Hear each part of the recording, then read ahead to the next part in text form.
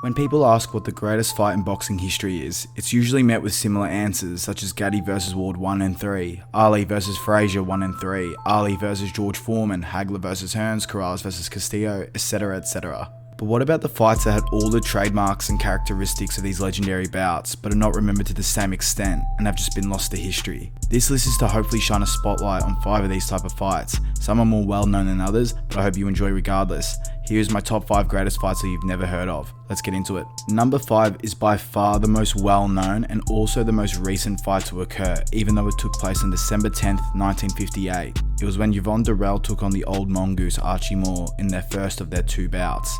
Moore is heavily considered one of the greatest fighters in boxing history, having to fight the best of the best on a consistent basis while having to wait until the age of 36 years old and over 150 professional fights before he got his shot at a world title. Moore is also credited as having the most knockout victories of any fighter in boxing history. The fight with Durrell was thought to be an easy one for Moore, but it turned out to be anything but. In the first round, Yvonne Durrell lands a devastating right hand on Archie Moore's chin, sending him to the canvas. Moore rises only to be knocked out not once but 2 more times in only the first round. Every time the old mongoose stands back up and he survives the first round, albeit being dropped on 3 occasions. Moore was holding his own, but Durrell would not be stopped. In the 5th round, Durrell once again drops Moore, and once again Archie rises. With barely any time left in the round, Moore would stagger Durrell, with Durrell needing to clinch to survive the rest of the round. Round 7, Moore would then score a knockdown of his own, dropping the fierce Durrell, but this time it was Durrell who got back on his feet and continued the fight. Later in the fight, Moore would pull off a miracle. He would win by sensational knockout and pull off one of the greatest comeback victories in the history of boxing. I should now quickly mention there is no footage of the most, if not the rest of the list, so I'll try to get other clips of them or fights that resemble them. Okay, let's get into the next entry. Number 4, the oldest fight on this list, being staged on April 15th, or according to other sources, April 17th, 1860. It was where the American heavyweight champion John C. Heenan took on then British and European champion Tom Sayers. Considered to be for the first world championship, although the bout itself was illegal, it was to change boxing and sport in general forever. Heenan knocked down Tom Sayers 25 times, but Heenan himself suffered both of his eyes being virtually swollen shut. After 42 rounds or 2 hours and 27 minutes, the police were called and had to jump in and stop the fight from continuing. The fight was chalked up as a draw, with the crowd dispersing to hopefully avoid the incoming police. According to The Guardian, among the crowd were Charles Dickens and Lord Palmerston. The event would reportedly be the catalyst for the eventual Marquess of Queensberry boxing rules, which would be drafted only 5 years later. Number 3, 2 events that weren't even technically a quote-unquote fight, but sparring sessions in which members of the public could pay to watch 2 juggernauts of the ring fight for nothing other than pride.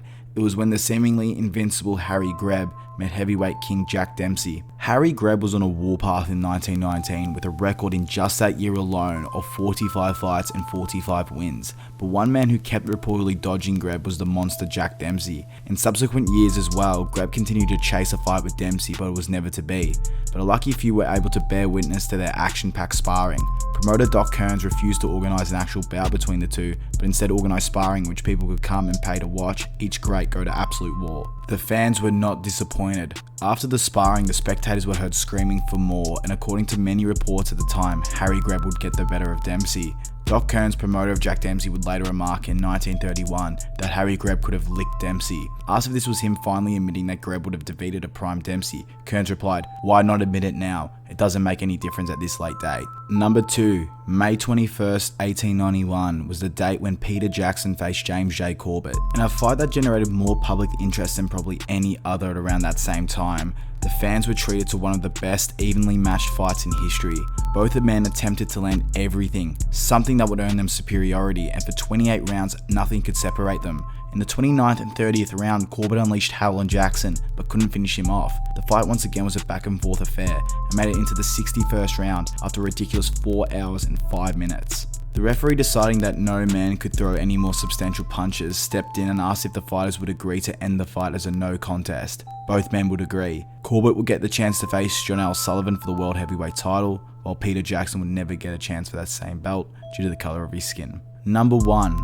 It happened on the 17th of April 1909 when two of the greatest black heavyweight fighters of the early 20th century met up for possibly the greatest fight in boxing history. It was when Joe Jeanette fought Sam McVeigh. Both men were plying their trade in Paris, France, where they would eventually meet for a 20-round decision bout in which was awarded to Sam McVeigh. The decision was controversial and incited a protest. An immediate rematch was staged and both men would become legendary. In the first round of this bout, McVeigh would send Jeanette crashing to the canvas only for Jeanette to get up. Both men continued engaging in a brawl, which is a truly huge understatement. The 16th round started and McVeigh once again dropped Jeanette. By the count of 8, Jeanette didn't look like he was getting up, but the bell rang and Jeanette's cornerman dragged him back to their corner. At the end of the 19th round, Jeanette had been down 21 times and slowly started mounting an incredible comeback.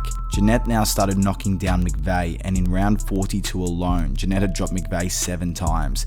McVeigh, with absolutely nothing left and his nose broken in 2 places, couldn't come out of his corner after the 49th round.